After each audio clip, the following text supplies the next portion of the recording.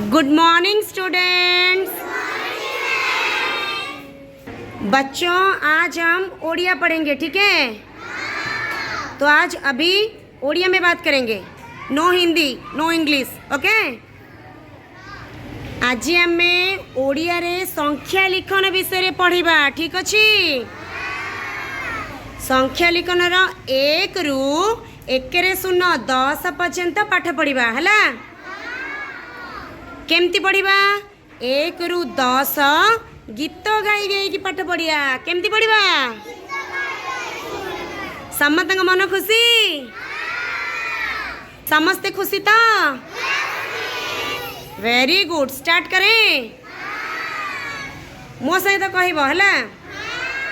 एक कलम धरी लेख, दुई मिछ कहिबा नाही,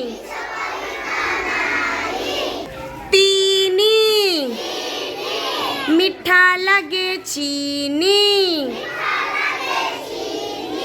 चारी डंगरे हे बापारी,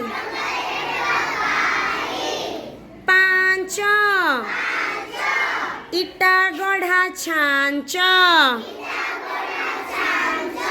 छ मिठा मिठा कथा कह,